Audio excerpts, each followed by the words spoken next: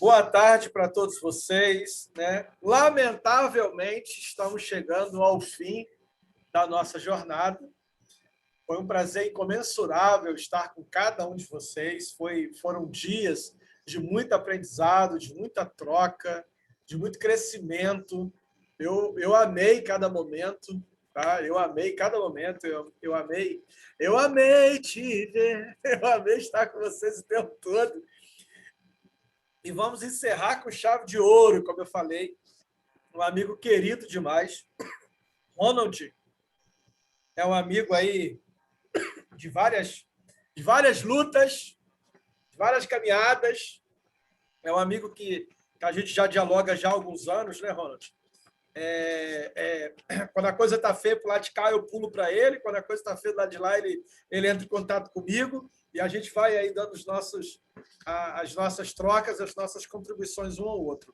O Ronald é doutorando, Ronald Lopes é doutorando em História pela Universidade Estadual do Rio de Janeiro, a UERJ, mestre licenciado em História pela Universidade Federal do Estado do Rio de Janeiro, a Unirio, pós-graduado em Ciências da Religião pela Universidade Cândido Mendes, bacharel em Teologia pela Faculdade de Ciências e Teologia do Norte do Brasil, que é a FACETEM, estudos psicanalíticos pelo Serviço de Atendimento à Psicanálise em Atenção à Infância e à Família, que é o CEPAI, do Hospital São Zacarias da Santa Casa de Misericórdia.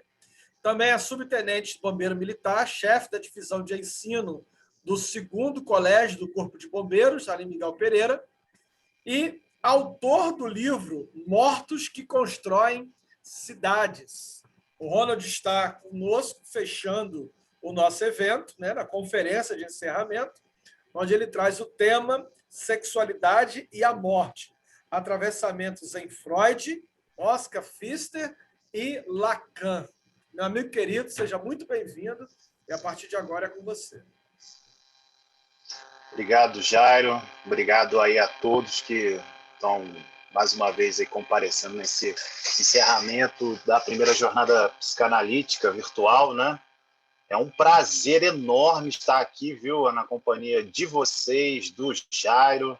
Tem algumas pessoas que aqui eu já conheço, a Cláudia, né, Cláudia, a Juliana, né? Então vai ser... Oi, Ronald. Tudo bom, Juliana? Para quem não me conhece aí, também é um prazer conhecer vocês. Acho que vai ser uma fala bem bacana, vai ser uma interação bem articulada, né? Vamos ver o que a gente pode fazer aí nessa fala, vamos ver o que vai acontecer, certo?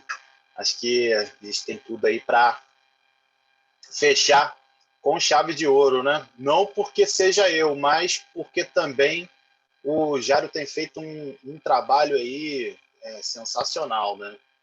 Tem feito um trabalho bem bacana junto aí às instituições, principalmente a questão do adicto, da dependência química. Ele transita aí por vários campos dos saberes, né? E é isso. Eu vim trazer minha fala, Jairo. Obrigado pela apresentação. Supondo que todos já conhecem bastante, seja do tema de morte, seja do tema de sexualidade, mas principalmente dos saberes psicanalíticos, né? Digamos assim. Então, a gente já vai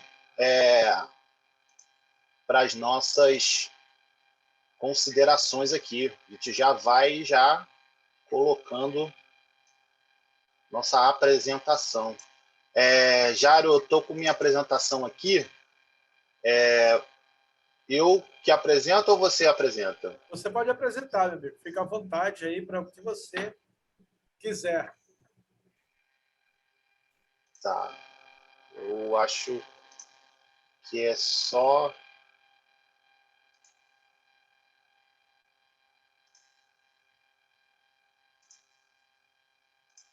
Tá. Eu preparei alguns slides para vocês nessa primeira jornada. De repente eu posso passar para você, Jairo, lá do seu Zap, porque você está com o controle todo aí. na sua mão. Ô, Roland, E aí você eu vai... particularmente não sei como é que eu faço isso aqui ainda. Eu estou aprendendo. Eu estou aprendendo com essa coisa aqui. Porque eu não estou eu não tô no Zoom. Você está em outra Eu estou plataforma, em né? outra plataforma. Eu estou no Simple. Eu não estou no Zoom, entendeu? Tá. Aqui, para mim, o Zoom tá com o shared screen, que é onde você mostra, está desabilitado. Mas não tem problema, não. A gente vai falando mesmo, até mesmo porque o que eu preparei Vê se aqui... habilitou aí o Shard Stream aí. habilitou. Habilitou? Habilitou. Pronto. Você está com o comando todo aí, né, já? É só você falar qual o caminho, dar o nome da coisa que pronto. É só nomear, né, já? É só nomear, pô. Muito bem, então tá. Nomeou, mata a coisa. Nomeei e matei a coisa. Muito bom. Ótimo. Então, eu já vou aqui compartilhar com vocês a minha tela. Todos estão vendo a minha tela aí. Vou botar Sim. vocês aqui no cantinho.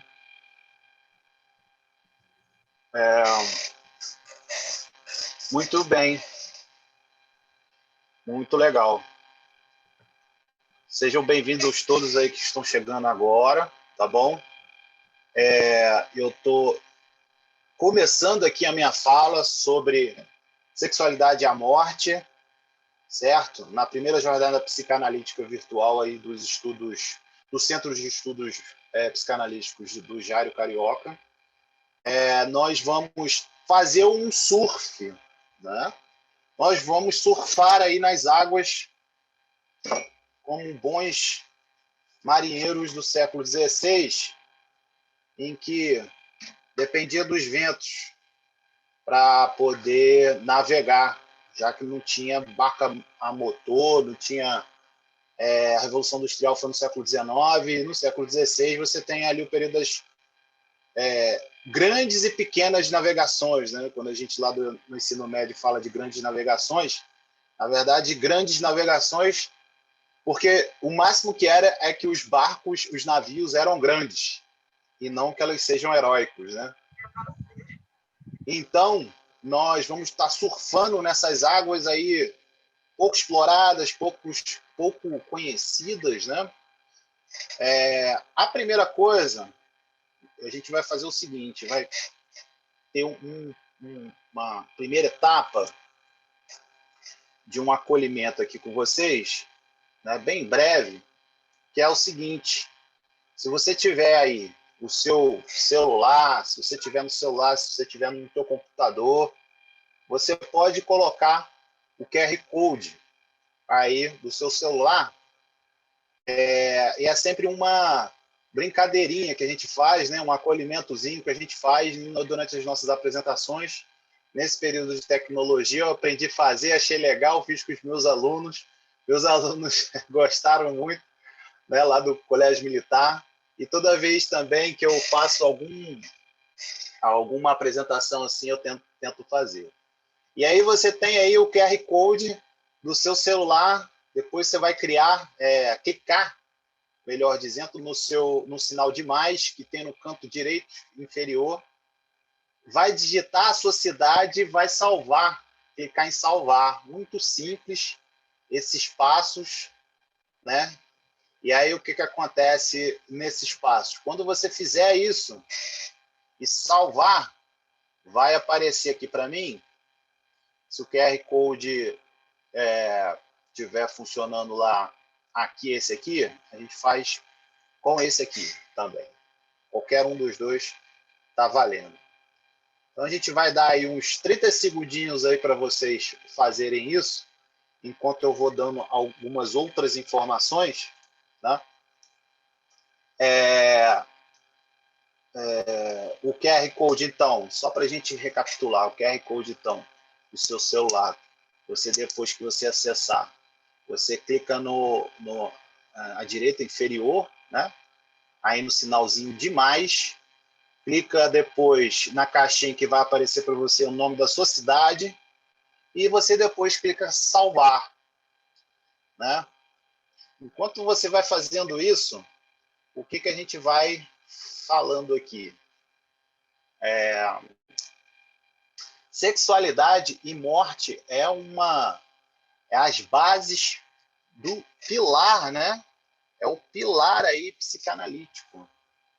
A gente vai estar trabalhando esses dois pilares da psicanálise e se encaminhando para uma psicanálise também um pouco da linha do Lacan, né? E aí a gente vai entender por que acontece isso. Se você fez tudo direitinho aí, no seu celular, voltando aqui para o celular, deixa eu colocar essa tela aqui. Se você fez tudo direitinho, você vai me acompanhar agora no meu computador. Vai adivinhar tudo que tem no meu computador agora, hein? Se aconteceu tudo certinho aí para mim e para vocês também, a gente vai estar vendo aí o pessoal de todo o Brasil. Eu estou compartilhando tela com vocês, certo? Certo, Jair? E já está aparecendo aqui para mim, ó, gente de todo o Brasil, quem sabe do mundo, né? Ainda essa primeira jornada psicanalítica, Jair, ainda não está aparecendo a Ásia, a África, a Europa, mas com certeza depois da vai aparecer. na segunda edição, a gente vai tornar isso um outro lugar, certo, Jair? Que foi o nome que eu dei aqui, bem Mas sugestivo. olha que coisa legal, Ronald. Do sul ao nordeste. Do sul ao nordeste, é isso aí. Ó. Aqui, do sul ao nordeste. Já está aparecendo para mim aqui, do sul ao nordeste. Exatamente. E aí para Rio de Janeiro, Belo Horizonte, Espírito e vai Santo. aparecendo Espírito Santo, e o pessoal vai aparecendo aí para mim. E aí, aqui no caso do nosso exercício de QR Code, né? Que apareceu lá para vocês. É muito interessante isso aqui também. Eu agradeço a vocês, viu, por estarem aqui participando conosco nesse encerramento, tá bom? Eu vou voltar mais um pouquinho para você que perdeu aí. Ah, perdi o QR Code, Ronald. Deixa eu fazer de novo. Então faz de novo. Eu estou acompanhando o teu chat aqui também. Aqui é tudo ao mesmo tempo, né, Jairo? Vou botar aqui do ladinho, ó. E tudo aqui é em tempo simultâneo. Então, nós vamos... O tempo real, Ronald, é o real lacaniano, né? Exatamente. O tempo real é o real do tempo, né, Jairo? É o real do tempo. E então, para você que está chegando agora, perdeu o QR Code, coloca seu celular aí, né, Juliana? A Juliana já não perdeu tempo, já sacou o seu celular da mão, já colocou o QR Code para funcionar, já foi no sinalzinho de mais no canto direito inferior e já colocou lá o nome da sua cidade e já salvou. Só isso. Só isso que acontece. E aí, ó, o que acontece? Acontece que a gente fica sabendo aqui, ó lá, já cresceu já, tá todo mundo participando aqui, ó. Muito bacana, gente. Ixi, rapaz, já tem gente lá dos Estados Unidos, hein, Jairo? Quero te enganar não, hein? Olha só. Já tem gente lá das Américas do Norte assistindo a gente. Certo? Bom, pessoal, muito obrigado por vocês estarem aqui, tá bom? Eu agradeço muito, gente de todo o Brasil, fora o que o pessoal teve na jornada aí, certo? E eu vou voltar aqui de novo para a minha apresentação, tá bom? Muito obrigado por vocês estarem aqui, ó. Tem gente lá, esses três aqui, já, eu já sei, hein? Lá de Piauí, ó, tá apontando aqui Parnaíba, hein? Esses três tá aqui. Apontando Parnaíba. Tem 3 cabecinhas aí de Parnaíba aí. Muito legal mesmo, gente. Esses 3 aí é suspeito. Estou muito feliz mesmo de estar aqui. Eu agradeço aí o Jairo também por ter me convidado, tá bom? Um abraço para vocês, nós vamos começar a nossa fala e nossa apresentação, tá bom? Obrigado por essa interação. Eu vou voltar aqui para a minha apresentação. A minha apresentação, então, ela consiste de uma situação bem tranquila. Tá? Vou botar vocês aqui que fica melhor. Exatamente. Pessoal, a minha fala vai rodar em 3 eixos, né? Simplesmente no Freud, no Pfister e no Lacan. Tá? Eu vou estar utilizando esses 2 livros aí. Um livro sobre a pulsão de morte, tá? De vários autores. Esses artigos que foram reunidos, eles foram reunidos em 1984, tá? Por vários psicanalistas, filósofos, historiadores, né? Jean Laplace, Hannah Siegel, André Green, entre outros, sobre pulsão de morte, e a da editora Escuta, tá? Tem aquela capa ali. E também o Seminário 7 do Lacan, que se apoia muito numa visão criacionista e a dessexualização da libido. A gente vai estar falando um pouquinho, bem en passant, aí do Lacan, tá? Mas a gente vai se concentrar mais nos estudos, nos escritos, certo? Do Freud e do Pfister, tá bom? A gente vai entender aí que é muito pouco explorado também, a gente vai entender por que é pouco explorado, e vai tratar aí dos 2 conceitos chaves, que não é só teórico. Na psicanálise, vocês devem ter ouvido falar nisso, a gente não trabalha com gênero, a gente trabalha na teoria das pulsões, né? Na psicanálise pulsional, a gente trabalha com pulsão. Então, não tem uma conformação de gênero, certo? A gente não trabalha com conformação de gênero. Por quê? Porque a pulsão ela não se dá, né, numa forma a priori, certo? Ela se dá, a princípio, por destinos, por destinações. Né? E aí, o que acontece? Uma outra situação também é que as pulsões, uma segunda característica que a gente pode falar é que as pulsões elas não se dão por procedimentos, não é? Não se pode proceder ou prescender de uma pulsão. Por quê? Porque procedimentos pode estar lá na psicologia, pode ter lá em outros campos do saber, né? Talvez na antropologia, deve ter lá os seus procedimentos, né? Na fisioterapia, na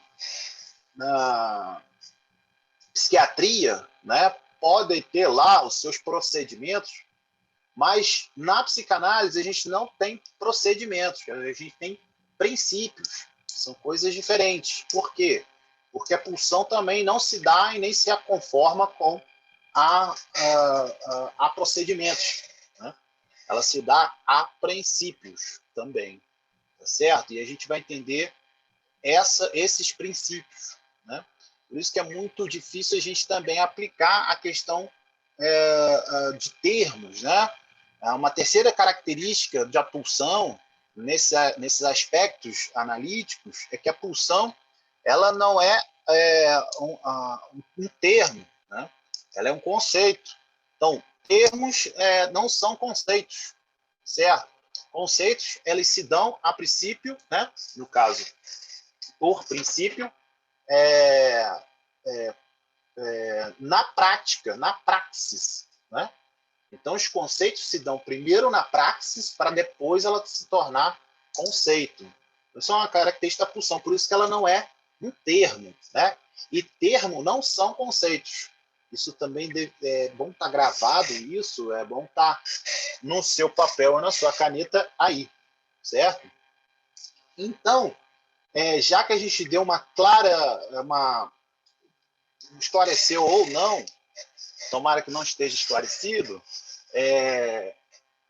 sobre a pulsão, alguns comentários sobre esse livro, né, A Pulsão de Morte, porque em março de 1984, a Federação Europeia de Psicanálise reuniu profissionais com o intuito de debater a noção de pulsão de morte, né? Porque, a princípio, a gente vai ver que nem o Freud sabia exatamente o que seria a pulsão de morte, e isso seria uma hipótese, né? Esse livro inclui exposições, enfim, dos autores que eu tinha recomendado, e foi acrescentada uma comunicação do Clifford York questionando a validade da utilização desse conceito. Quer dizer, também tinha nesse livro também tem o contraponto, tá certo? E a psicanálise ela não é ilesa ou ela não é imune a qualquer crítica que seja, né? Desde que fundamentada, ela não é uma espécie assim de ídolo, né? De poste-ídolo, né? Ela é suscetível ao tempo, ela é suscetível aos acontecimentos do teu tempo, né?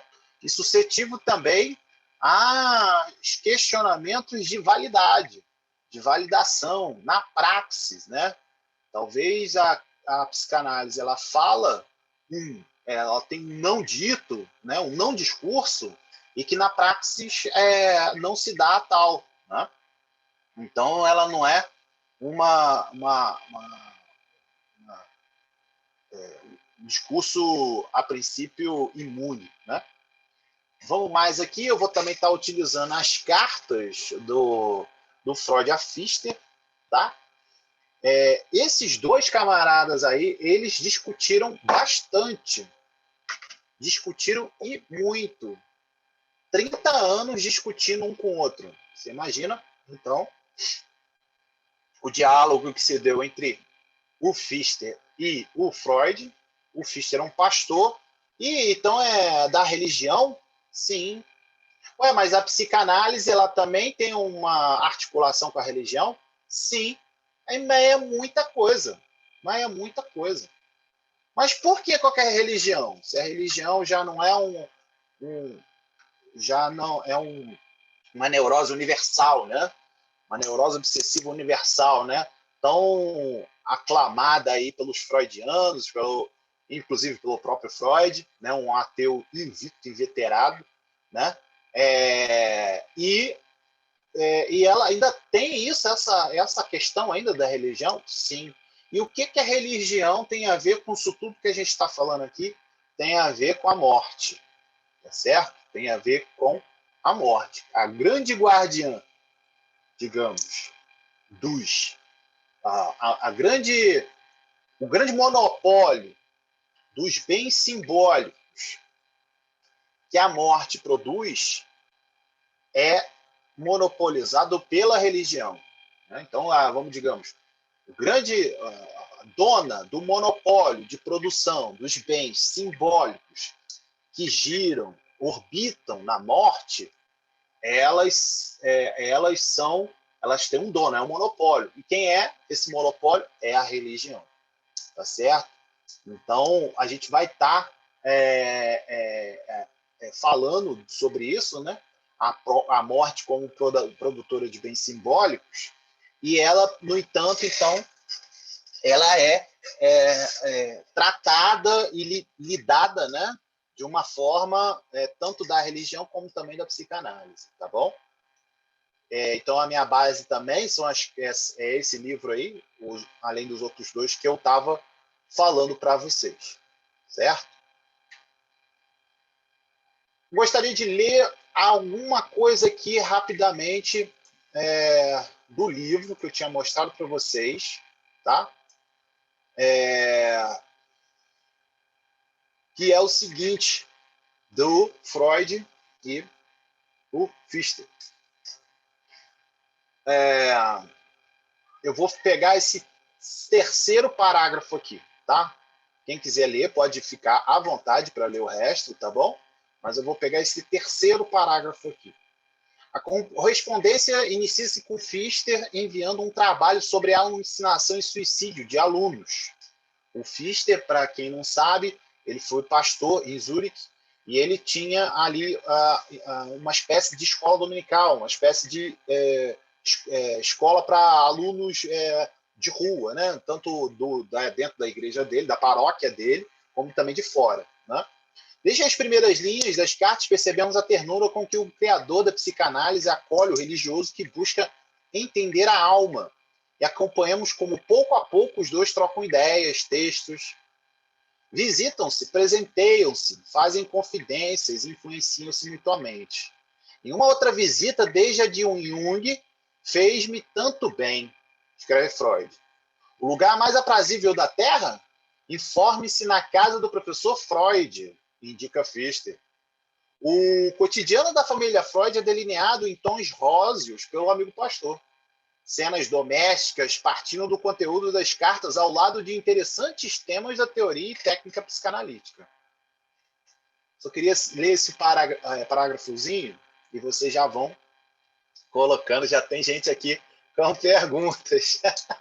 Muito bem. Vocês podem em comentários fazer perguntas também, tá, pessoal? No chat, tá?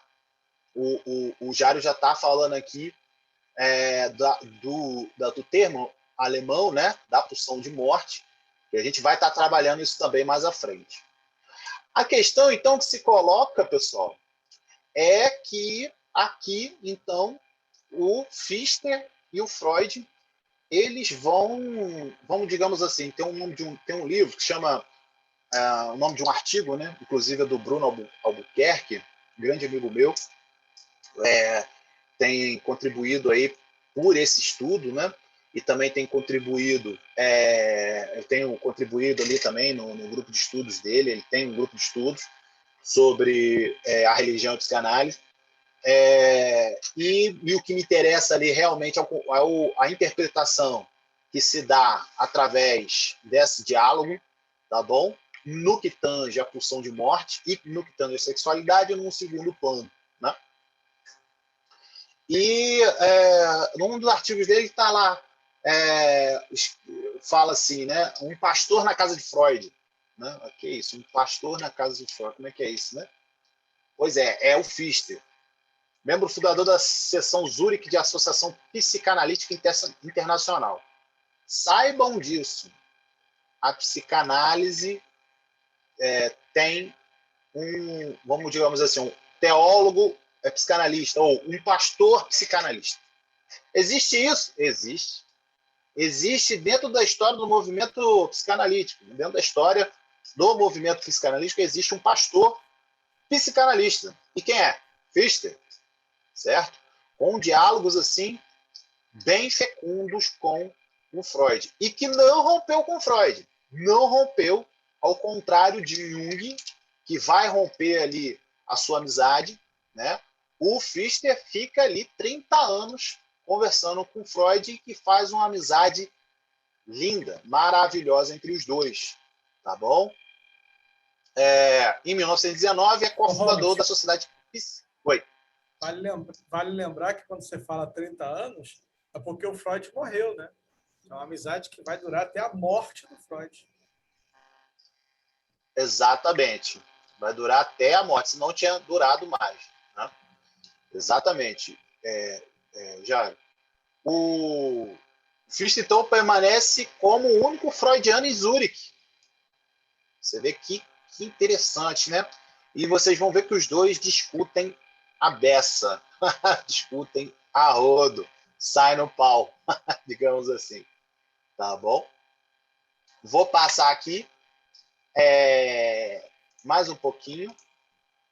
As cartas, então, elas relatam de forma singular a combinação dos campos de atuação de Pfister, vai produzindo impacto nos círculos atingidos. Revelam a abertura de pedagogos. Aí você fala, que é isso? Pedagogo? O que é isso? O que psicanálise tem a ver com pedagogia? Tudo a ver. Por quê? Porque o nosso amigo Pfister vai ser um único que vai falar aí da pedanálise. O que é isso? Pedanálise é a junção da pedagogia com a psicanálise. É claro que isso vai ter muitas críticas, né? É claro que isso vai ter muita coisa... Deixa eu voltar aqui. vai ter muita coisa aí para a gente ver, né? Mas o Pfister vai ser o criador do termo pedanálise, que junta pedagogia com psicanálise. E também as discussões enfrentadas nesses campos. Como um dos primeiros analistas laicos e de crianças, Pfister enfrenta as polêmicas sobre essas questões e, encorajado por Freud, produz textos e palestras.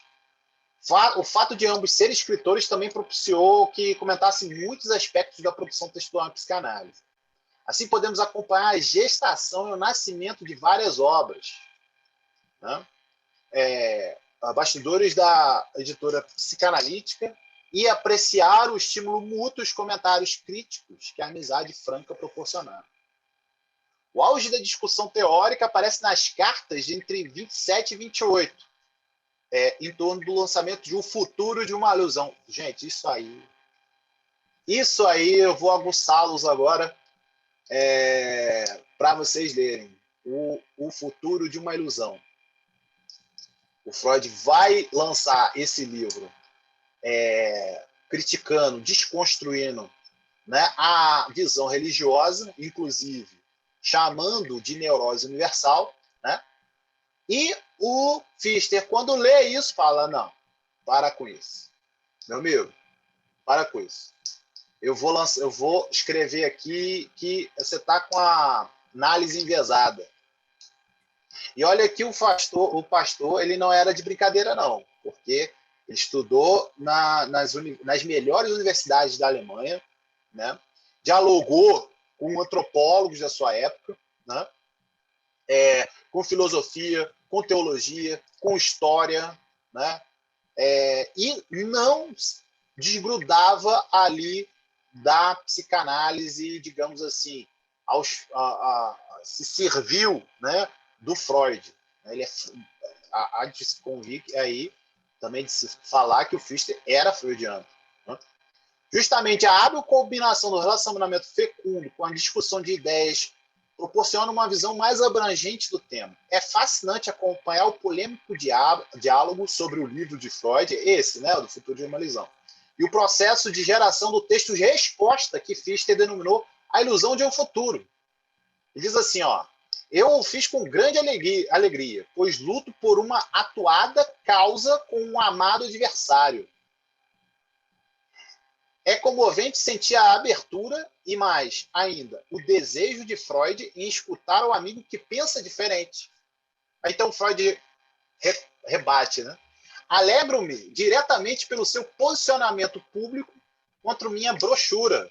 Vai ser um refrigério em meio ao coro desafinado de críticas para o qual eu estou preparado.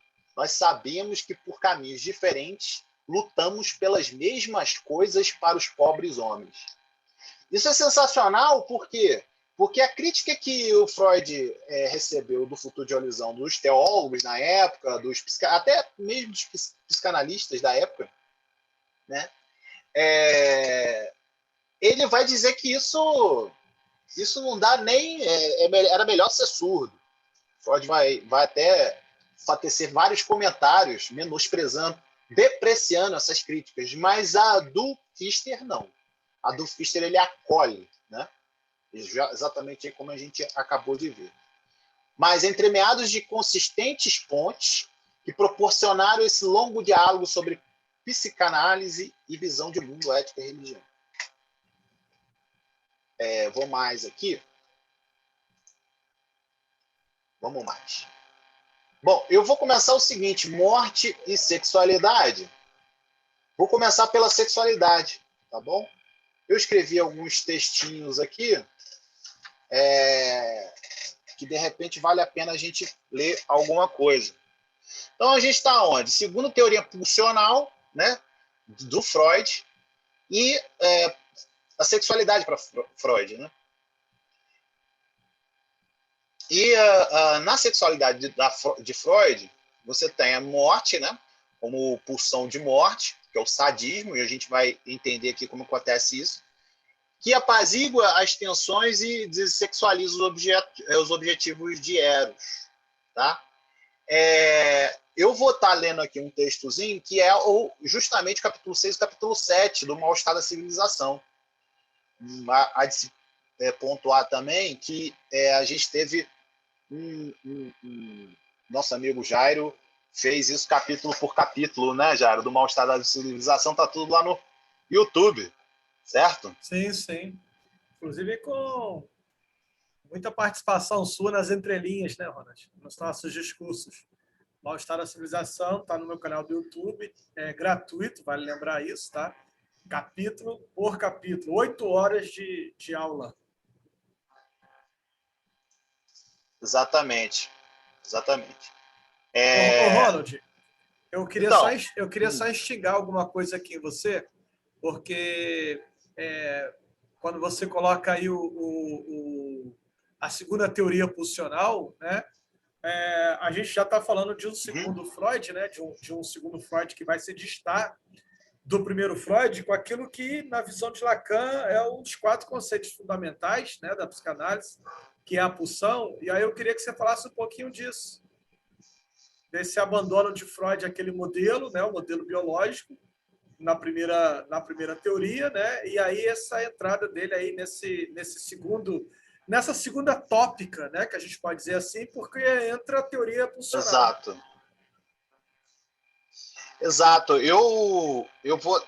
O que acontece? O Freud ele se apercebe que haveria mecanismos instintivos ali e esse instinto, né, que não é, no caso, não é um instinto animal, né, mas é um instinto que bem parecido, que ele vai até utilizar um termo aí, triebe, e aí a gente tem bem aquela clássica fala, né, de que as traduções da estandarte, né, da americana, dos escritos de Freud, acabou traduzindo ali por instinct, não triebe, né? Quer dizer, triebe seria mais próximo dessa tradução etimológica para pulsão do que para instinto, né, de animal. Quando Freud sai do capítulo 5, que ele tem uma crítica ali, no Mal-Estar da Civilização, que ele tem uma crítica ali ao comunismo, né? Tem uma crítica dizendo o seguinte, que a agressividade é anterior a todos os sistemas econômicos. Ele está nesse contexto, tá? Do Mal-Estar da Civilização. Ele começa o capítulo 6 falando exatamente, te dando essa resposta já. Da introdução do capítulo 6, que começa explicando, Freud começa explicando que estaria meio receoso de ficar explicando o óbvio, mas que agora, eu acho muito engraçado essa parte, mas que agora ele estaria chegando numa das teorias que lhe mais foi custosa, a teoria dos instintos, ou, no caso aí que a gente está tratando, a teoria da expulsão, das pulsões. Ronald, eu gosto bastante de frisar a coisa do triep, né, da pulsão, porque isso foi uma confusão, há uma confusão semântica, né, conceitual, muito intensa dentro da psicanálise, exatamente pela escola londrina, em insistir na coisa do instinto, né? Exato, que não chega a ser uma coisa animal, não é, mas são coisas basilares, básicas, materiais do homem, né? Ele parte de uma afirmação do poeta Schiller, né? Que são a fome e o amor que move o mundo. Então é por isso que ele começa a sacar, ele está trabalhando com poesia, Freud, está trabalhando com literatura, tá? Como uma espécie de fonte autorizada da natureza humana. Ele não está vendo isso na clínica ali dele, não é isso, não é isso, apesar dele estar também com a clínica em mãos, né? Mas ele está falando ali, está lançando mão de literatura, de filosofia, né? Das ciências ali da época dele, principalmente a literatura alemã, né? Freud cita Darwin, cita Goethe, cita Schiller, enfim, dentro dos escritos de Mal-Estar da Civilização, justamente por conta disso, né? Porque há um método que ele está se utilizando para trabalhar com as fontes, né? É exatamente esse, é uma espécie de fonte autorizada da natureza humana, né? Quer dizer, ele consegue colocar lá Schiller e Darwin na mesma linha. Ele consegue colocar lá Goethe e Auguste Comte, né? Ou pelo menos ele não consegue, ele não chega a citar Auguste Comte, mas a ideia positivista está lá, né? Está lá. Ele consegue fazer isso sem problema algum. Para ele, literatura, poesia, o campo das artes é a ciência. E a ciência é uma espécie de arte. Nossas fronteiras são muito íntimas, né? Uma da outra. É claro que ele vai ser criticado por isso. Eu coloquei aí o texto do... Coloquei aqui uma fala do Mefistófeles, onde hoje se reconhece, né? Você sabe, a gente já discutiu isso, uma influência intensa de Goethe em Freud, né? O próprio Freud chega a dizer isso, né? Que por causa de uma leitura de uma poesia de Goethe que ele foi fazer medicina. E aí, de uma certa forma, você tem a pulsão de morte já presente na literatura, né? O conceito de pulsão de morte já estava em Goethe. Aí eu coloquei uma fala aí do Fausto, que a gente já discutiu, né? Inclusive, para quem não sabe, o Ronald faz parte também de um círculo do livro, é isso, Ronald? Eu esqueci o nome que dava, era círculo de leitura de livro, né? Eu participei do evento que o Ronald discutia o Dante Alighieri, o capítulo sobre o inferno. Era a Divina Comédia do Dante Alighieri, né? A gente fez um trabalho na Cidade das Artes, ali na Barra da Tijuca, sobre a interlocução entre literatura e psicanálise. E aí eu fui... exatamente. E aí a gente estava estudando, ficamos um ano estudando a Divina Comédia do poeta italiano Dante Alighieri. Ele é lá do século XIV. E aí a gente ali foi discutindo canto por canto, é dividido em cantos, né? E cada parte do livro do Dante ele divide em inferno, purgatório e céu. E aí a gente tava ali, ficou um ano estudando só o inferno, né? E que é isso, o inferno acaba sendo o nosso inconsciente, né? E foi essa ligação que a gente fez lá o tempo todo. Diga-se de passagem que é a parte mais vamos dizer assim, mais gostosa de se ler em Dante é o inferno. Foi, porque assim, ele descreve o inferno e os círculos infernais, são 8 círculos, né? Dividido em pecados, né? E aí tem os 7 pecados capitais, e o último círculo seria o encontro com o diabo. Os círculos infernais ele descreve com muita materialidade, né? Muito detalhe. Sim. Então, realmente dá para você imaginar as coisas, sabe? Você mexe com o seu imaginário muito forte. Você se sente no inferno. Isso é muito bom. Exato. Você tem todos os mal-estares ali. Ele coloca o Papa, coloca os inimigos políticos dele, dos guelfos, dos gibelinos, enfim. Sendo assim, Ronald, a gente pode afirmar, então, que o poeta e o psicanalista, né, dentro dessa tua fala, a gente pode afirmar que eles reconhecem a potência de Eros, né, e se confrontam aí com todas as suas expressões, as mais primitivas e as mais sublimes, né? Talvez por isso que Freud o tempo todo está citando os poetas com a mesma potência como quem cita os cientistas. Exatamente. Inclusive, Jário, fazendo uma outra ponte aqui, seria, no caso do Dante, o inferno, né? Sendo altamente material e visual, digamos assim, ele também é muito barulhento. Você vê que nos cantos ele coloca vários sons, ele faz questão de colocar vários sons, né? Quer dizer, é a vida, né? A questão da vida aí. Né? E no caso do Freud, feito isso, ele percebeu que tinha um instinto libidinal do amor. Quer dizer, feito o quê? Feito essa união, né, entre a fome e o amor, né? Ou seja, são a fome e o amor que move o mundo, ele utilizando o poeta Schiller aí, né? Então, para dizer que essa teoria é composta por 2 forças antagônicas, é por isso que eu estou colocando aqui esse slide, que seria o quê? instinto do ego, representado pela fome, certo? E os instintos objetais, dirigidos ao objeto, representado pelo amor. Mas só no último que ele chamou de libido. Feito isso, ele percebeu que tinha um instinto libidinal do amor, que não se comportava igual aos demais. Era o instinto sádico. Talvez esse, eu estou falando de pulsão, né? Quando eu falo instinto, leia-se pulsão, né? Talvez seria um instinto desviante, uma pulsão desviante em sua constituição, já que ele não consegue amar e também ele estaria muito ligado, identificado, talvez, pelas pulsões do ego, embora não tivesse sentido libidinal, mas de domínio, né? Freud continua dizendo que essas discrepâncias foi compensada e resolvida porque o sadismo faz parte da vida sexual, onde a afeição onde a afeição foi substituída pela crueldade. Na esteira dessa conclusão, eu vou até dar uma pausa aqui, que muitas das vezes a gente pode confundir, né? Poxa, eu falo ou mulher ou homem, tá? Em gênero, para a gente se localizar melhor.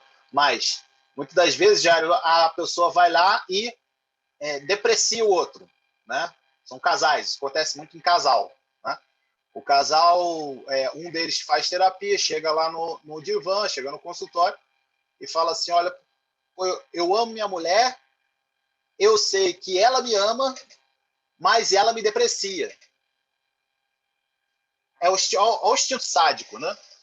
Olha o instinto sádico aparecendo. Aí você pensa, não, mas peraí. Então, olha, pode ter certeza que ela te ama mais do que você pensa. Porque é justamente isso aqui, né? Que a discrepância foi compensada e resolvida porque o sadismo faz parte da vida sexual. A gente falou isso na primeira palestra. Quando Freud... É preciso haver espaço para o ódio eu nem no tava... amor. Muito bom.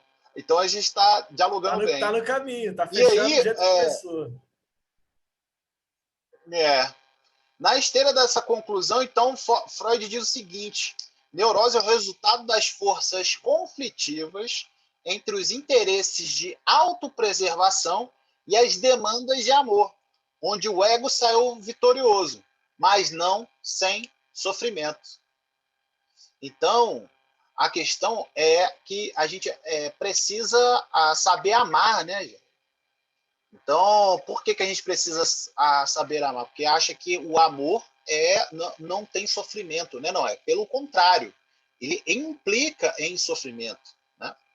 Mas ainda continua. Diz que vai dar uma mexida nessa teoria porque as investigações foram progredindo. O auge dessas alterações é a introdução do conceito de narcisismo. Ou seja, o próprio ego se acha catexado, né? Investido pela libido porque investe no objeto e depois volta para o ego, transformando em libido narcísico. É o conceito de narcisismo que possibilitou a compreensão de neuroses e psicoses. Então, neuroses na concepção do Freud e psicoses também na concepção lacaniana, porque a gente vai ver que Lacan ele vai escrever a tese dele e ele investiga 33 pacientes, nada mais, nada menos do que 33 pacientes psicóticos. Então, havia um interesse aí do Lacan pela psicose. Justamente por isso que ele pede para atualizar, e não no sentido de colocar em ato, né? E não no sentido de colocar no contexto, mas no sentido de colocar em ato os escritos de Freud, né? Uma vez que o ego é libidinoso. E, no caso, a Thea e o Jung dizia que é isso que é a energia instintiva, né? Mas Freud ficava com a impressão de que não era assim. Para ele haveria várias espécies de instintos, de pulsão, né? Mas ele não conseguia provar à luz da razão. Então, olha só, esse é o outro pulo do gato. Ou seja, Freud ele insiste para ver se algo que vai além da razão possa ser apreendido. E você vê que não. No final das contas, existe a irracionalidade que impera ali no inconsciente. Né? E aí Freud vai seguindo, né? Só para a gente entrar aí nesse quadrinho que eu montei aí, avançando em seu pensamento já em 1920, e mais além do princípio do prazer, mas ele já tratava nisso no O Estranho, no Unheimlich, quando se tem o conceito de repetição, guarda bem aí, eu colocaria aí no meu caderno, se eu estivesse assistindo essa aula, colocaria ali pulsão de morte, repetição. Eu colocaria isso. Pulsão de morte é igual a repetição. Né? Porque vai ter essa ligação no Lacan. Né? Aqui lembrou o Inominável do Samuel Beckett, eu já deixo aí a referência, né?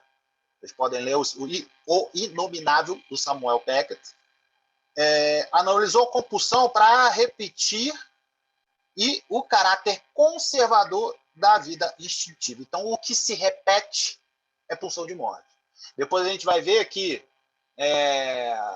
mas pulsão de morte não é aquele negócio que faz quando o cara está se autodestruindo, quando tem agressividade. Não. É outra falácia também, é outra questão que a gente tem que retificar aí. Mais à frente eu vou estar falando disso. Freud partiu de conjecturas da origem da vida, os paralelos biológicos, usando literatura para indicar que ao lado das substâncias vivas capazes de conservar a vida, existe uma outra destruí-la, buscando dissolver essas unidades de conservação e estar em estado inorgânico. Uma vez que Freud se utiliza também de poesia como evidência empírica das pulsões. A poesia é um documento pulsional. Eu também anotaria essa frase. A poesia é um documento pulsional. Tá bom? É um documento pulsional. Uma vez que Freud...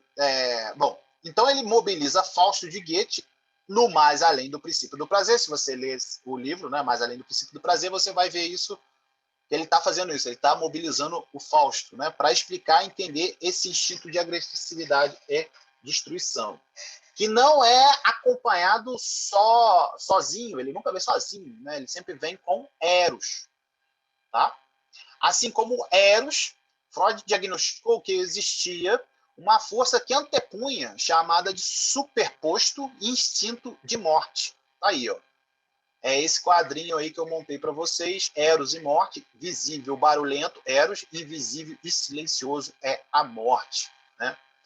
Então, quer dizer, enquanto está todo mundo aí discutindo sobre superlotação dos hospitais, está discutindo vacina, está discutindo, lutando para conservar a vida, a morte está só quietinha lá, dando 350 mil mortos desde o início da pandemia, né? Tá levando parentes, tá levando primos, tá levando seu melhor amigo, tá levando seus pais, né?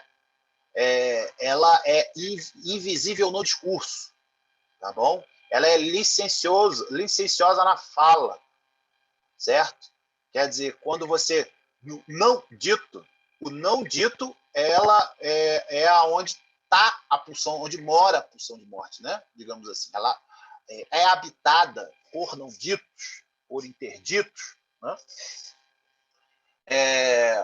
No caso do suposto instinto de morte, parte desse instinto é desviada para o mundo externo em forma de agressividade e destruição. Então, Eros poderia se servir disso, já que não está destruindo o próprio eu. Mas se houvesse qualquer coisa para barrar essa agressividade, aumentar-se-ia a autodestruição. Sendo assim, o adversário do mal, a morte, não é o bem. O adversário do mal é Eros, mas eles andam juntos, né? Digamos assim, antagônicos, né? Portanto, os dois nunca aparecem isolados um do outro. Por isso que Freud fala do sadismo e do masoquismo. Os dois juntos. E aí a gente está falando do ponto de vista sexual. Né? A afirmação da existência de uma pulsão de morte ou de destruição teve resistência em vários círculos. Né? E até mesmo até o próprio Freud falou o seguinte, pulsão de morte, não, nem eu acredito nisso. O próprio Freud estava falando isso, né? Nos vários círculos analíticos, Freud está se referindo à escola londrina de Melanie Klein, conforme bem dito lá o Jairo, né? Um caso interessante de Klein enfim, aí tem vários exemplos aqui que eu dou e eu já falo lá do sadismo e masoquismo que estão atrelados a eros, ao erotismo. E aí ele não tinha clareza disso, né? Porque desprezou a ubiquidade da agressividade da pulsão de morte, né? E da destrutividade não erótica, isso que quer dizer ubiquidade, que inclusive é até uma palavra teológica, né? E Freud aloca a atribuição de onipresença da pulsão de morte. Gente, é uma hipótese, né? Freud acaba fazendo uma hipótese da pulsão de morte, certo? Vamos mais aqui, deixa eu passar mais aqui, né?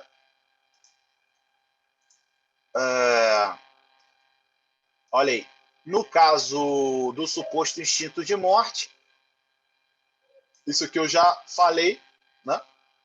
Sobre a questão do masoquismo e das teorias da pulsão de morte e Eros, Thanatos e Eros. Aqui que eu queria também chamar a atenção de vocês, que é o seguinte: pegar a pulsão de morte para explicar os quadros clínicos de agressividade, quando o sujeito, vulgarmente, a gente fala que ele surtou, que ele comete violência, né? Ou então, você falou muito, eu não acompanhei tudo, mas com certeza se falou muito de violência contra a mulher, enfim, violência contra a criança, violência contra negro. Mas você pegar e dizer que a pulsão de morte é a única que explica a violência, a agressividade e tudo mais, não é recomendável. Por quê? Você acaba fazendo uma espécie de superdeterminação das coisas, criando pontos cegos de análise. É o que eu falei. Pulsão de morte sempre é com a pulsão Eros, né? Em geral, esses processos não são expressões da pulsão de morte, mas eles são efeitos da fusão e disfusão das pulsões. Ou seja, uma economia das pulsões com dinâmicas e etc. Então, aqui é a questão, né? São fusões e disfusões da pulsão, né? E por que a gente fala por que Lacan, é aqui que a gente entra, por que Lacan fala que só existe uma única pulsão de morte? Não é por conta da categoria, não é isso. Ele não está falando isso. Ele está falando por conta das disfusões, né? Quer dizer, você é um sujeito mais disfuncional com a pulsão, e aí disfusional, eu vou até colocar aqui, né? Sujeito desfusional, tá bom? Presta atenção, das pulsões, do que outra coisa. Eu botei no chat, tá? Para vocês entenderem o que eu estou falando. Somos sujeitos desfusionais. E aí acaba a gente fazendo uma gagueira aí linguística, dizendo que nós somos sujeitos desfuncionais, tá? Então, os sujeitos desfuncionais significa que são sujeitos desfusionais, que são sujeitos que fundem, mas que eminentemente desfunde, né, as pulsões. Você faz uma desfusão das pulsões, tá bom? Por exemplo, o masoquismo do eu se casa com o sadismo do super-eu. Por isso que quando você repara, sempre quando tem um sádico, aquele que gosta de depreciar, né? No sentido prazeroso aí da coisa, você pode ter certeza que o masoquismo está à espreita e colado nele. Você vai achar. Né? O Deleuze, para o Deleuze, era sempre junto, né, Jair? Sim. Ronald, você está falando do masoquismo do eu me lembro do eu, né? Ou masoquismo do ego, como vai dizer Freud. Eu me lembrei, sabe de que agora? Dos sonhos das neuroses traumáticas, né? onde o sujeito está sempre sonhando, está sempre retornando de volta àquela situação terrificante do acidente, né? E aí Freud vai dizer que este sonho talvez esteja ligado exatamente a essa enigmática tendência masoquista do ego, né? O sujeito retorna àquela cena traumática para satisfazer uma pulsão dentro dele. Exatamente. Porque a gente vai ver lá sempre, né? Qual é o destino da pulsão? É sublimação. Sempre. Exatamente. Qual é o destino? Toda pulsão, ela está destinada a se sublimar, a se realizar, a se satisfazer. Certo? Vamos mais aqui. A gente tem mais aqui considerações biográficas de Freud. E aí tem toda aquela história que o pessoal já conhece, né, com relação ao pai dele. Aí tem a história de que ele estava passeando junto com o pai dentro das memórias dele, né? E o pai, o chapéu do pai cai no chão, né? Por conta de uma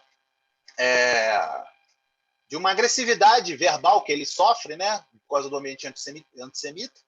E isso acaba tendo uma marca, né? Isso e também a morte do próprio pai do Freud, né? E também o que acontece? Tem uma marca aí de que o pai do Freud, né? Outra marca também, uma terceira marca, tinha aí uma fluência no hebraico, né? Era leitor assíduo do Talmud, Freud ensinou os filhos a lerem hebraico, né? Era da linhagem dos rabinos bem mais ortodoxa, né? Depois a Beth Fuchs, que é a biógrafa, que trata de judeidade, né? A gente não fala da relação Freud com o judaísmo, mas fala da judeidade que o Freud traz para a psicanálise, que é justamente essa marca da criação dele, né? Do pai saindo de uma posição ortodoxa, né, do racidismo, e indo até a Haskalah, né, que é uma hebraica, uma linha judaica, né, mais mística, né? Interessante isso. Vale a pena a gente pontuar, já que você trouxe essa questão, porque esse é um Freud desconhecido, né, da boa parte da biografia dele, que essa parte da Kabbalah judaica, que era tão forte em Freud, ele chega a dizer, num convite que ele recebe de um editor para uma revista esotérica, né, de parapsicologia, ele chega a dizer que se ele tivesse tempo, do tanto quanto ele teve para se debruçar sobre a psicanálise, ele se debruçaria sobre a parapsicologia, né? Que é essa coisa mística. Isso tem a ver também com o Freud maçom, né, Ronald? Poucas pessoas sabem disso, também. mas Freud também era maçom, né?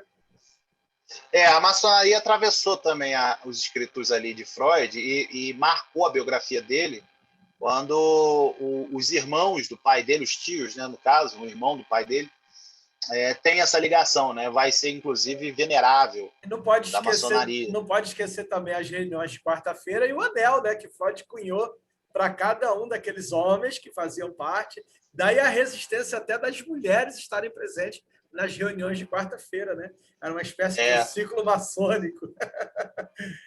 Olha aí, meu amigo Erico. Tem toda uma sugestividade. Pior que tem mesmo. Pior que você tem mesmo tem algumas pesquisas, você tem um grupo de estudos maçônicos na Federal do Rio de Janeiro, o FRJ, que inclusive estuda isso, mas o Freud maçônico ele não tem não vislumbra isso. Falta realmente uma falta tem aí, entendeu? Sim, claro. De chegar e colocar um Freud maçônico. Forte contexto de antissemitismo, bom, tem a relação lá com a sua babá e a sua mãe, né? O Freud, paixão pela mãe e ciúme do pai, como evento universal da infância. Você vê que o complexo de Édipo não é só uma questão da literatura que ele tirou lá de Antígona, que ele tirou do Édipo, do mito grego, Édipo Rei, né? Não. Isso aí não é só isso. Essa que é a questão. Ele tirou da própria experiência também, né? da própria autoanálise, né? Que ele faz aí depois também se submetendo à análise no divã. Aí, com essa experiência, Freud chega a dizer isso aí numa carta a Flias, tá?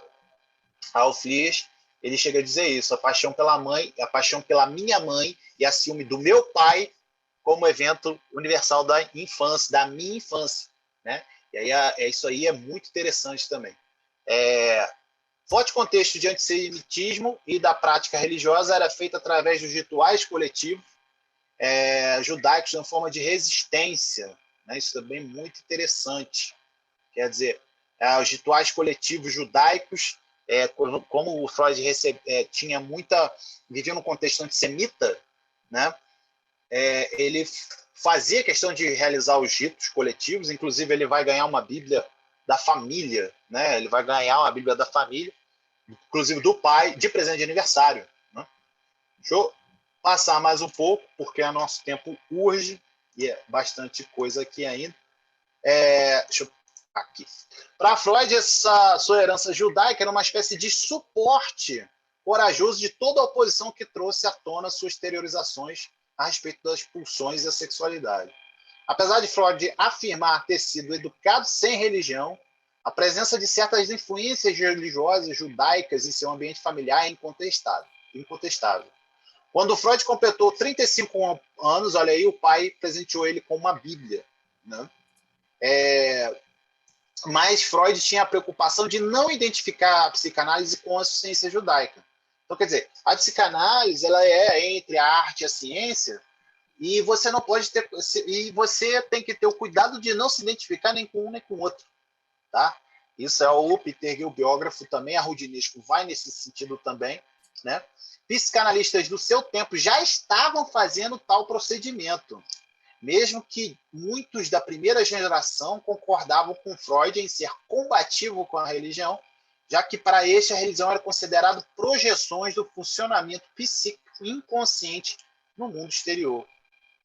Né? A questão de Deus Pai e você poder lidar com as suas próprias faltas, como ir para a religião como refúgio, né? Ou como refúgio, né? Ou então ter a sua própria projeção sendo como funcionamento psíquico ali, né? Com a questão da religião. Tanto os religiosos, principalmente os religiosos, né? Tinha uma crítica mordaz ali a Freud. Mas os não religiosos também.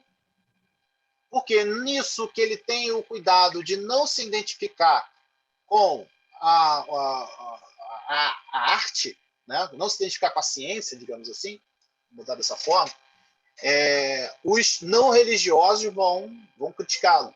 Né? Assim também como o Fichte. O Fichte também fez o mesmo movimento. Se a gente parar para entender, o Fichte fez exatamente o mesmo movimento, de que a psicanálise não poderia se identificar com a teologia e também não poderia também se afastar tanto, né? Que tinha muito ali a contribuir. Né? Ronald, Voltando mais... vale a pena citar aqui, né, que a crítica à religião ela não é uma coisa inédita em Freud, né? Na verdade, a primeira crítica à religião ela vem da própria teologia, né? Ela vem de Feuerbach. Da própria teologia vai surgir a crítica à religião. Depois você vai ter Karl Barth, Dietrich Bonhoeffer, né? O Paul Tillich, todos eles fazendo crítica à religião. Então, assim, o Freud não é o cara que está fazendo crítica pela crítica. Não, ele está acompanhando uma tradição epistemológica aí, só que também fazendo uma torção. Não é à toa que não é à toa, inclusive, que ele começa o Mau Estado de Civilização citando a questão do luminoso, né, de Otto Rank, do livro sagrado. O Freud cita a questão que ele fala do sentimento oceânico, né, que é o termo, inclusive, utilizado, e ele fala, o meu amigo teólogo que utiliza esse termo, sentimento oceânico, isso, está lá no Mau Estado de Civilização, que é uma referência ao termo luminoso de Jung, né? E que é uma referência do Otto Rank, o sagrado. o Rudolf Otto. Isso, não era? Isso mesmo. Desculpa, Otto Rank, não, Rudolf Otto, desculpa. Então, assim, o Freud não é uma coisa que brotou nele, isso era um discurso de época, né? E eu vou adiantar mais aqui, Jário, porque senão a gente não chega no Pfister. Eu estou querendo chegar no Pfister aqui. Eu passo pela questão do luto da melancolia, que são estudados, são expressões afetivas que foram pouco estudadas por Freud. Então, tanto é que ele vai escrever um livro só, um texto só, né? É Luto e Melancolia, muito, muito rapidinho também.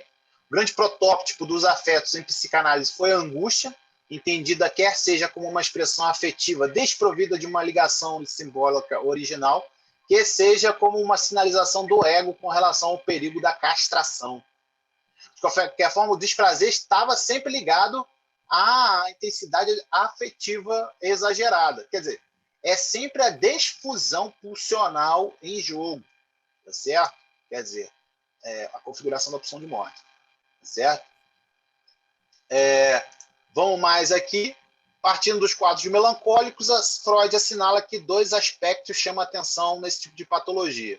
Os afetos depressivos e o eu esqueci até o O ali, mas autorrecriminação do ego. Estabelece uma analogia entre a patologia e a normalidade. Quer dizer, no momento que a gente vive, que é preciso fazer um trabalho de luto, o luto não pode se confundir com a melancolia. Né? Quer dizer, patologia, normalidade é comparar a fantasia melancólica ao trabalho de luto. O trabalho de luto é necessário fazer, mas numa sociedade que só pensa felicidade, só pensa em prazer, né, só pensa em fusão pulsional, a desfusão é forçosamente esquecido. É isso aí que a gente tem que entender também. Aqui eu já estou entrando na questão do Pfister, do Oscar Pfister. Mais uma vez eu vou citar aqui os autores, né? A Karen Vondrasek, O Amor e Seus Destinos, Maria Luísa Gomes, né? O pastor psicanalista, Oscar Pfister, Um Legado de Desconforto. Né? São 264 textos ou livros nas correspondências com Freud, a maioria de psicanálise. Mas Pfister foi esquecido pelo movimento psicanalítico justamente por essa problemática da ciência e religião. Tá? Também tem o Carlos Domingo Morano, certo? Tem também o Bruno Albuquerque, que inclusive foi que eu falei no início desse vídeo, né? Foi orientando do Carlos Domingues, né? E vamos mais aqui, de acordo com Vondrasek, Pfister teve vocação pastoral e a partir da identificação com o pai e a partir de fortes críticas à crença desferida por um professor de história. Os professores de história são afamados pelo seu ateísmo, né? Que fazia questão de desconstruir qualquer tipo de crença. O próprio Pfister dizia o seguinte: exatamente isso me deu forças, né, para retornar ao sonho de criança e escolher o estudo de teologia. Ele fez análise com Riclan, cunhado de Jung. Vai ser interessante também entender. O Pfister vai se debruçar aí nas ciências da religião e eu vou passar um pouco mais, que eu quero aqui pegar esse futuro de uma ilusão, que eu já tinha falado, né? Eu tinha dado uma pincelada. O futuro de uma ilusão, Pfister diz o seguinte: um adversário de grande capacidade intelectual é mais útil à religião que muitos adeptos inúteis. Isso também é muito interessante quando Pfister fala do Freud, porque o Freud publica O Futuro de uma Ilusão e um ano depois, em 1928, ele vai lançar Ilusão de um Futuro. E aí tem toda aí uma ideia. Por que eu estou falando isso? Porque é justamente nesse livro que ele vai discutir as concepções de sexualidade e de morte com Freud. E Pfister vai construir uma uma teoria da sexualidade, né? Uma concepção de sexualidade própria, né? Criticando Freud.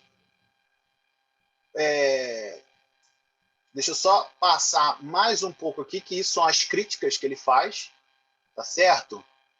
E essa última é interessante, tá? Essa última aqui é interessante. A história das ciências é uma luta incessante com antropomorfismos, isso é Fichte falando, tá? E outras projeções não autorizadas de fatos conhecidos sobre os desconhecidos. Porque a religião e a teologia constituem uma seção. E acrescenta, com a teologia também a religião se submeteu aos sacrifícios mais radicais e dolorosos para o desejo. Assim, Fichte afirma que precisa contrapor a profecia de Freud sobre o futuro de uma ilusão. E conclui de maneira entusiasmada. Eu até coloquei a angústia religiosa e a angústia do amor, que ele faz uma diferença aí, né? Se engana também se você colocar Fichte como religioso, você se engana. Se você colocar Fichte como psicanalista, você até acerta mais do que se você colocar ele como religioso. Importante dizer. Olha os casos clínicos que na paróquia do Fichte estava ocorrendo. E aqui eu listo isso dizendo para vocês terem a observação entre sexualidade e a desfusão pulsional, certo? Que você tem elementos religiosos imiscuídos nos conflitos subjetivos dos paroquianos. Por exemplo, o rapaz que chorava ao ouvir os sinos da igreja imaginando que os pais estavam lá, né? Os pais estavam mortos, eu cortei aqui, mas os pais já estavam mortos. E o rapaz começa a ouvir o sino da igreja e imagina que os pais estavam chamando ele para ir para a missa. Né? O padeiro escrupuloso que durante 30 anos sofreu com a fantasia de que sua palavra assassinasse um homem. O homem cujo medo do número 13 só era aliviado quando olhava para a torre da igreja e que dizia que se sentia torturado por uma passagem do evangelho no qual endemoniados saem questionando se Jesus irá atormentá-los. E assim vai. Menininho que à noite alucina que o demônio se encontra na janela e observa com olhos de brasa. Você para um cara desse no seu consultório, hein, Jair? Para um menininho desse, hein? O padre que foi se consultar com o pastor para tratar das compulsões e escrúpulos que sofria quando celebrava a Eucaristia, ou lia a tradução latina do Novo Testamento grego, e que só encontrou paz quando trouxe à tona certos conflitos da primeira infância. Olha, mistureba. Quer dizer, assim vai, né? E assim vai. Passando aqui as teorias da angústia do Fichte, deixa eu passar mais um pouco aqui. Morte para Freud. Eu já falei aqui sobre a questão da pulsão de morte e também da questão espiritual para Freud, né? Não é que não dá para saber se ele crê em Deus ou não, não é isso. A questão não é essa, né? Mas a questão é que ele tinha a finitude, fazia uma elevação da sua visão. A finitude eleva, torna o sujeito um pouco mais, posso até usar essa palavra aqui, mas eu não gostaria, transcendente. Né? É provavelmente a parte espiritual a alma, que no decurso do tempo tão lenta e relutantamente, né, se desprendeu do corpo, que constitui o objeto dessa elevação e exaltação. Tudo o que acontece, isso é Freud, tá, gente? Tudo o que acontece nesse mundo constitui expressão das intenções de uma inteligência superior para conosco. Inteligência que, ao final, embora seus caminhos e desvios sejam difíceis de acompanhar, ordena tudo para o melhor. Olha aí. Isso é Freud, tá? Depois a gente vai passar, depois eu posso até passar aí a questão. Morte para Fichte. Pulsão de morte como declínio para pulsão de vida. Mas Freud, até escrever errado aqui, lhe responde que a pulsão de morte era uma hipótese inevitável. Essa foi nas discussões, quer dizer. Fichte entende que redenção dos cristãos experimentam através do contraste presente na crucificação de Cristo. Olha como é que Fichte encara a morte, né? O drama titânico da obra redentora com seus enormes contrastes, pecado, graça, degradação, humano amor, vitorioso de Jesus, morte e vida, concede aos corações carregados de culpa um consolo, cuja força restauradora é quase incompreensível para a pessoa não religiosa. Olha aí a visão de morte muito ligada à questão de uma vida após a morte, né? Mas que funciona. É isso que ele está dizendo. É operacional, né? Isso que ele está dizendo. O pastor afirma que pode acompanhar Freud em boa parte de sua argumentação. No entanto, não considera surpreendentemente a constatação de que as representações de Deus e da vida após a morte são construídas a partir do desejo humano. Posso ir ao encontro de Freud em boa parte do caminho. Feuerbach, que é aquele que você também estava citando, já, também encontrou aplauso junto aos teólogos por suas críticas psicológicas às doutrinas religiosas. Eu já sabia, havia tempo, que as representações de Deus e do além muitas vezes são pintadas com as cores da paleta do desejo. Isso é muito interessante, o Pfister falando isso, tá? A concepção de morte para o Pfister e a religião atrelada ao desejo, tá bom? Essa aqui é grande, a gente já está acabando o meu tempo, eu queria passar aqui um pouco mais esses slides. E aí vem a discussão, né? Freud se queixava de que Pfister não enfatizasse suficientemente a importância das pulsões sexuais na economia psíquica e no adoecimento neurótico. Pfister estava resistindo à teoria psicanalítica, só que Pfister estava justamente também fazendo o movimento inverso, né? Que você estava com as teorias pulsionais muito para além daquilo que lhe competia, isso que Pfister estava dizendo, né? E que a questão da morte poderia entrar aí, sim, com uma barra, né? O pastor discorda das concepções expressas por Freud no artigo Atos Obsessivos e Práticas Religiosas, segundo as quais a religião se baseia no recalcamento de pulsões do eu, né? Quer dizer, não estou de acordo com a indicação anterior de Freud de que o surgimento da religião tem por base a renúncia à expressão de pulsões do eu, enquanto a neurose pressupõe recalcamento exclusivamente de funções sexuais. Justamente a história da orientação edípica evidencia que a sexualidade constitui uma parte integradora das pulsões do eu e vice-versa. Quer dizer, inclusive, fazendo um contra-argumento dentro da lógica do Freud. Nem tem isso que Pfister fazia, né? Quer dizer, isso aqui também é bem interessante. Justamente quando você traça uma história de fundação, de orientação edípica, né?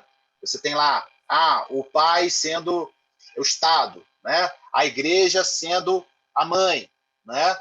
Você tem essas figuras, as representações. É isso que o Pfister está dizendo. Eu entendo.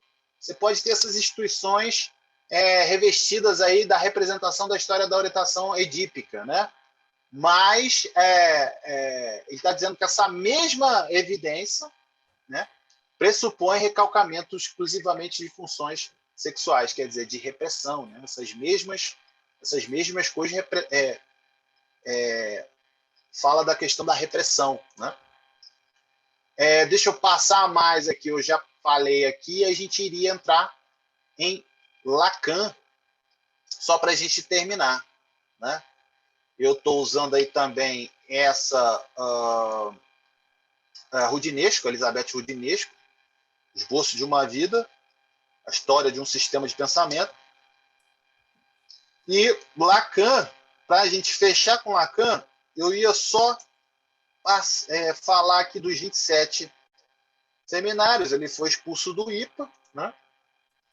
A questão do nó borromiano, na estrutura topológica da experiência humana, o real, o simbólico, o imaginário, em Lacan, né? O real seria aí um não sentido, o simbólico seria um duplo sentido, e o imaginário seria um sentido fechado. Cada nó desse, cada entrada dessa é um nó, e aí a psicose seria um quarto nó que é formado. Tá? Deixa eu passar aqui mais um pouco, porque onde eu quero chegar aqui, para a gente ir para as conclusões. Nos 10 primeiros anos é a releitura dos textos de Freud. E aí ele constrói ali o conceito de simbólico, real e imaginário, né?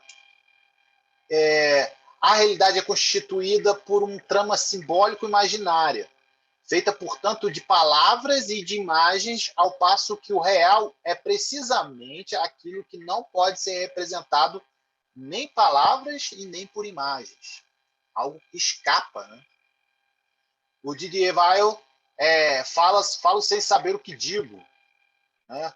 Era menos pelo saber do que esse furo no saber. Basicamente, essa é a linha lacaniana, né? E aqui eu estou exemplificando com as frases aí do Didier Weil. E aí você tem um livro, né, que o Lacan escreve, o Função e Campo da Palavra. É muito interessante você ver ali também a questão de como o Lacan escrevia, né? E primeiro ele dava o seminário, voltava, escrevia, para depois fazer o processo de devaneio, né? Lacan utiliza significantes religiosos, tais como o conceito de nome do pai, e sustenta que a fé não pode se esquivar do exame científico, né? Em seu seminário Ética da Psicanálise, ele afirma: há um certo paradoxo em excluir praticamente do debate do exame das coisas termos e doutrinas que foram articulados no campo próprio da fé, com o pretexto de que pertenciam a um âmbito reservado aos fiéis. Quer dizer, ele já estava enxergando a questão da morte, né? A pulsão da morte, né? Só para a gente finalizar, Freud de Lacan parece...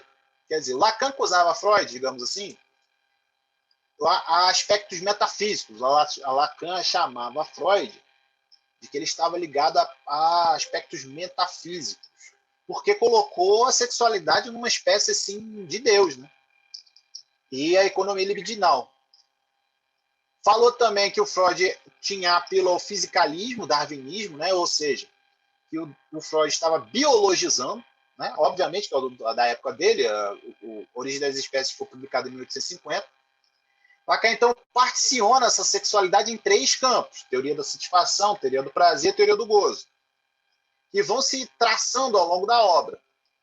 Inconsciente para Freud, no caso, lá atrás, né, com Freud, seria sexual, infantil, recalcado. No caso do recalcado de Lacan, você teria as figuras do negativo, né? Por exemplo, a dialética, o vazio, você teria aí nesse recalcado. No infantil, as estruturas de troca simbólica, parentesco, linguagem, etc. E na noção sexual, você teria ali também Eros e Thanatos, né? Assim como para Freud, sendo que para Lacan só há uma pulsão de morte, que é o quê? As desfusões pulsionais. Mais uma vez aí, eu falando do início que eu estava fechando com vocês. Basicamente, é o conceito de repetição, tá?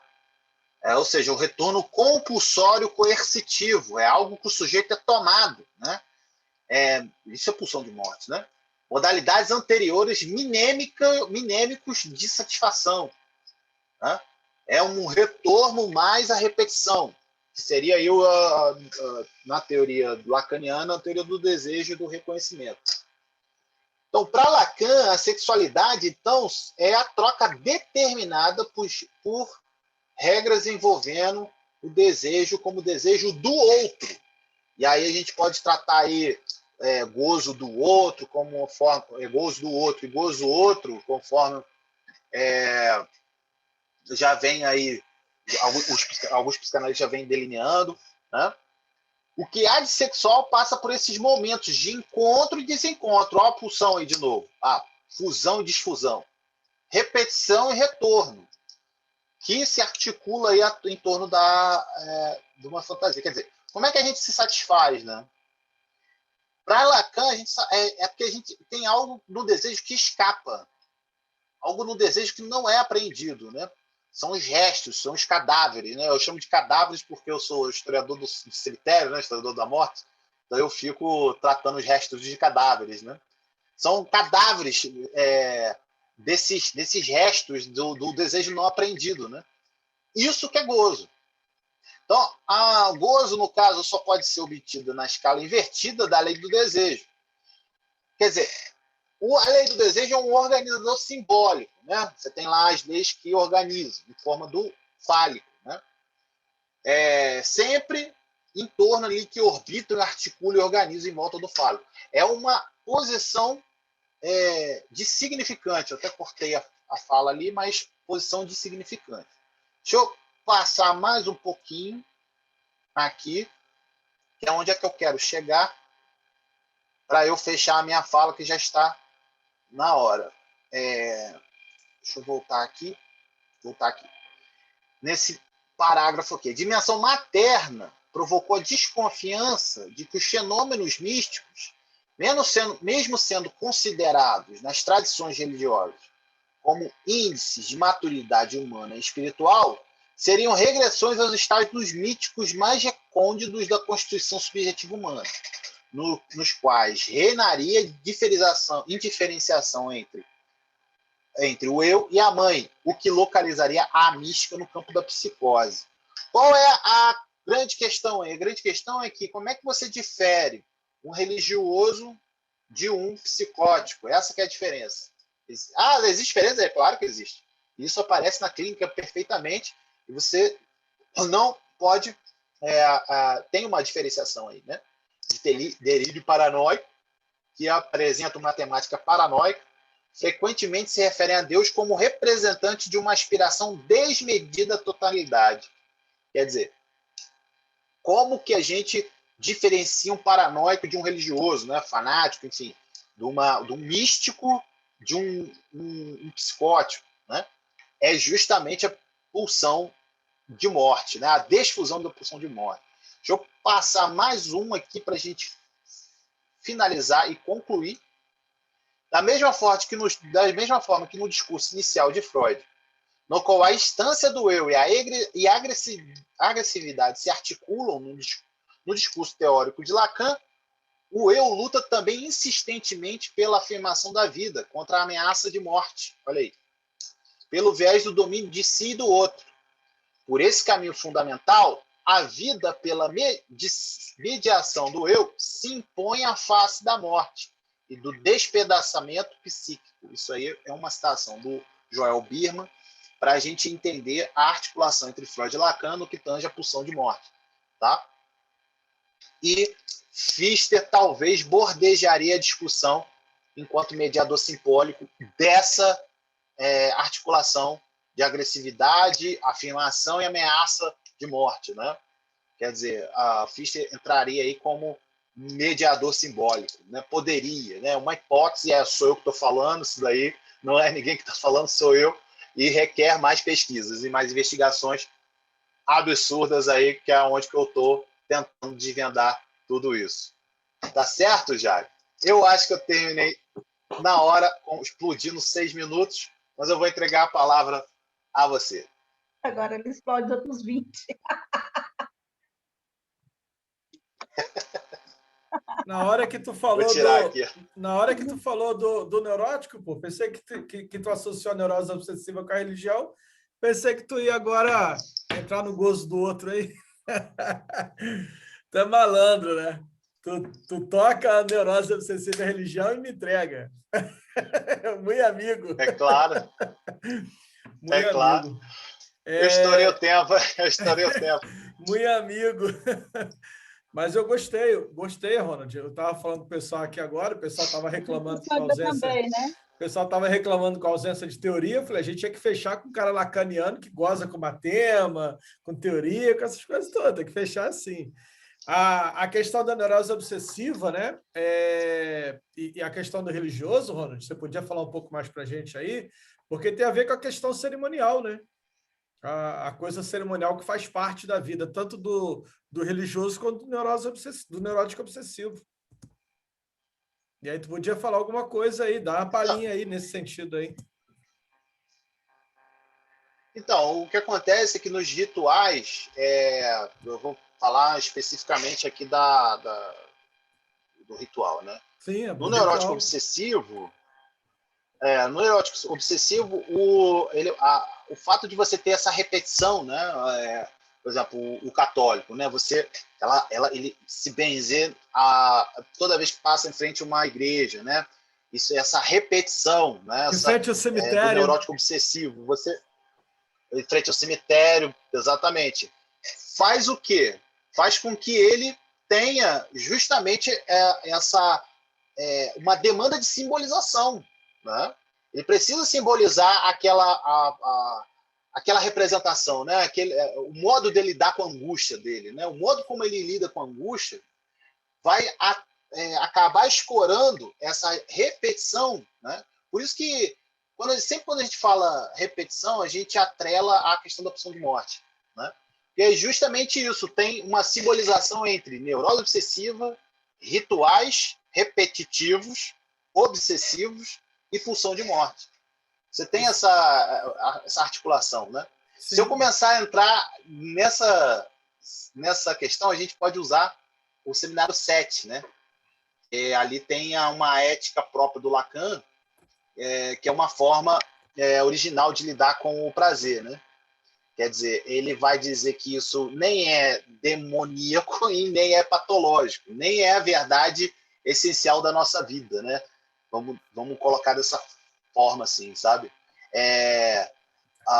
Você tem uma satisfação enquanto campo de alienação, né? Da demanda do desejo, né? Da demanda, na verdade. Você citou o seminário 7 de Lacan, e eu gosto desse seminário por uma fala que o Lacan tem, né? Que a religião é feita para isso, para curar os homens, ou seja, para que eles não percebam o que não funciona.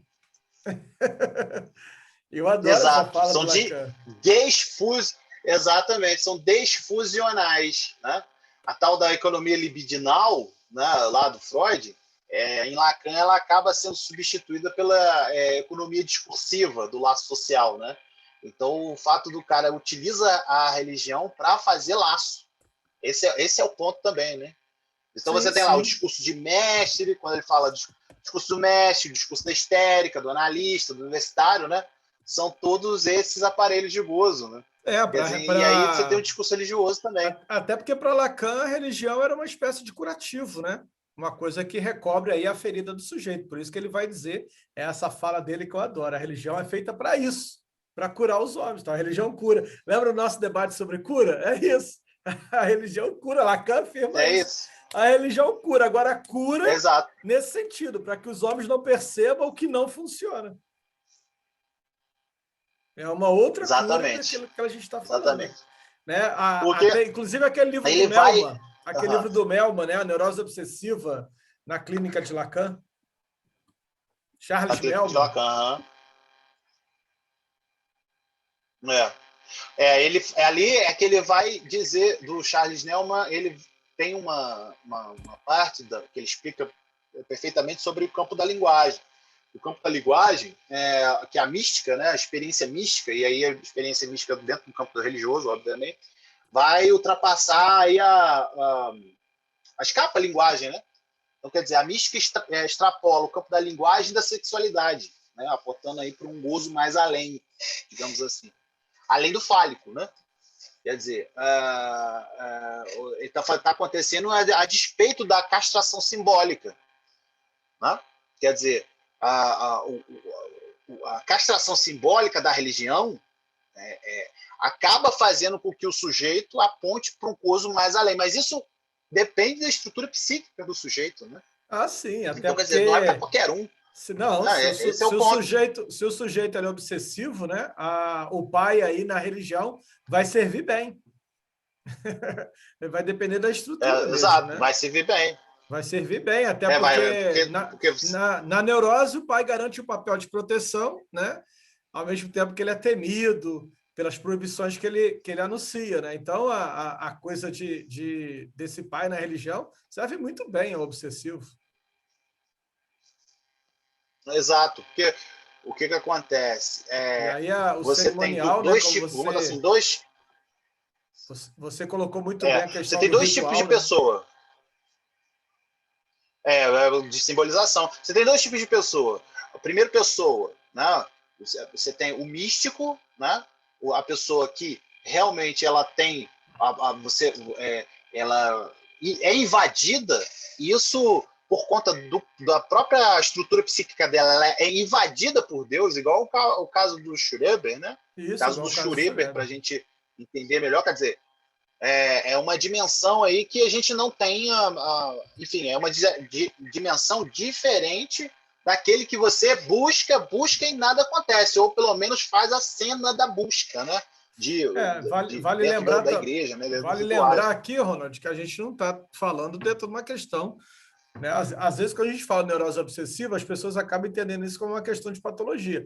A gente está dentro de uma fala psicanalítica, né? Onde, para a psicanálise, a neurose obsessiva é uma posição estrutural, né? Uma modalidade de gozo, como vai dizer o Lacan. Ninguém está chamando nenhum religioso aqui de doente, né? É uma modalidade de gozo. Não, eu até... modalidade de gozo, exatamente. Exatamente isso. O que acontece? A configuração, eu até tinha colocado isso no slide, né? A configuração dentro de um religioso místico, no caso, entre morte e sexualidade, a articulação que você faz é que muitos delírios paranoicos, né? Até botei isso no slide, apresentam uma temática paranoica e frequentemente se referem a Deus como representante de uma aspiração desmedida à totalidade. Quer dizer, Deus é o representante máximo ali de um desejo, de uma aspiração, né? Não um desejo, mas uma aspiração, de um interesse, não à toa, né? Desmedido. Não à toa que o próprio Lacan vai afirmar... O sujeito... o sujeito que chega ali na igreja pode falar. Não à toa que o próprio Lacan vai afirmar que o único que poderá ocupar o lugar do pai simbólico é o Deus do monoteísmo. É isso. Tem todo um interesse exato. É por isso que desmedido ali quando ele relacionado com Deus. Eu não me lembro qual é esse seminário, mas você pode me lembrar aqui, quando ele fala que o único que poderá ocupar o lugar do pai simbólico é o Deus do monoteísmo, e por isso ele diz que o cristianismo é a única religião verdadeira. É o seminário 17, eu acho. Seminário 17, ele fala, e por isso o cristianismo é a única religião verdadeira, que apresenta um pai único, acabou. Eu gosto da expressão de Quinet, quando ele fala no texto, naquele livro 4+1, eu até notei porque eu gosto muito dessa expressão. Ele diz assim: na tentativa de dominar o gozo do outro, para este não emergir, o obsessivo não só anula seu desejo, como tenta preencher todas as lacunas com significantes para barrar o gozo.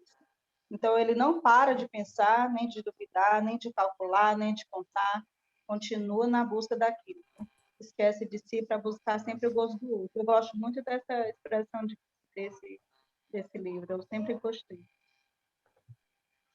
É sempre engraçado, Cláudio, que foi bem interessante você falar isso, porque é isso, eu escutei o gozo do outro, né? Quer dizer, barrar o gozo do outro, né? Então, daí que tem aquela diferença entre o gozo outro e o gozo do outro, né, Jara? Isso, sim. Precisa enfatizar essas diferenças o tempo todo. Até porque em Lacan uma letra faz muita diferença. Esses trocadilhos lacanianos que ele fazia, né? Essas falas, essas coisas que ele fazia, não era sem propósito. Não era sem propósito, né? E aí é isso então, que um artigo... Pode falar. Não, porque eu acho que eu cheguei a citar ela no início da fala, que é a Maria das Graças Leite Dias, que ela vai fazer essa diferenciação bem assim, é um artigo bem bacana, que é exatamente isso, gozo do outro e gozo outro. E fica aí como indicação de leitura, né? Eu estou colocando agora aqui para o grupo, para aqueles que ainda estão com a gente. Eu acabei de colocar aqui no... Fechou o áudio. Ah, tá. Acabei de colocar aqui no chat o livro que a Cláudia citou, do Antônio Quinet, As 4+1, né? As condições aí de análise, para o pessoal aí que está na jornada. Pessoal, Ronald, você quer fazer as considerações finais? Quer encerrar? Foi um prazer muito grande ter estado com você aqui, tá, meu amigo? A gente está junto, né? Você é meu amigo, a gente está junto. Foi um prazer incomensurável ter você aqui, a sua fala, tá? E fala aí as suas considerações finais, meu amigo. Eu que agradeço, eu peço desculpas aí ter estourado o tempo, né? A gente podia ter aberto aí para perguntas ou comentários, a gente podia fazer isso outra hora também, até mesmo no grupo, enfim, pode fazer isso também, deixar para a próxima. Mas assim, eu adorei, eu gostei muito. Para o que foi no encerramento, para mim está ótimo, assim, foi assim, digno de honradez, né? Então, muito obrigado por você ter me chamado, viu, Jairo, para encerrar. Se tiver a próxima aí, pode ter certeza que eu vou estar te apoiando no que der e vier. E a essas pessoas maravilhosas, lindas que me acompanharam aí, tiveram a paciência de me escutar 1h30, e o Ronald enchendo o saco com várias citações, devaneios, alucinações. Faz Tá parte. bom, pessoal? Muito obrigado. Ô, Ronald, já tem a próxima já, tá? A Cláudia está aqui, anuncia o congresso enquanto estamos aqui. Eu estava aqui nas minhas concatenações, né, como diz um amigo nosso, deitado aqui na minha rede no intervalo, enquanto o Ronald entrava, e eu estava conversando com a Cláudia. A gente vai fazer, então, o nosso próximo jornada em agosto. A gente vai fazer, a partir de agora, a gente vai fazer 2 jornadas anuais. Uma em abril, mês 4, uma em agosto, mês 8, que são meses que quase todas as sociedades psicanalíticas quase não fazem quase não tem evento nesses meses. Então, abril em agosto. A nossa próxima vai ser dia de agosto, né? A gente vai estar nessas datas aí, você já separa na agenda de vocês, 19, 20 e 21. 19, 20, 21 de agosto, a nossa próxima jornada psicanalítica, tá? E o tema já vai estar esse dentro da questão do patriarcado, porque o que foi a coisa mais falada aqui o tempo foi a coisa do patriarcado. Então, a gente vai falar aí o pai da horda, né, Freud, e repensar o patriarcado dentro do contexto da psicanálise. Pode ter certeza que o Ronald está com a gente, tá? E eu espero vocês aqui em agosto novamente. Tá bom, pessoal? Um abraço a cada um de vocês. Já. Um abraço a todos vocês. Só lembrando também que todos esses vídeos, todos esses nossos encontros estão gravados, tá? Estão no meu canal do YouTube. Já baixei o de quinta, o de sexta, o de hoje vou botar daqui a pouco. Está no nosso canal do YouTube, Jairo Carioca. Me sigam lá, divulguem lá.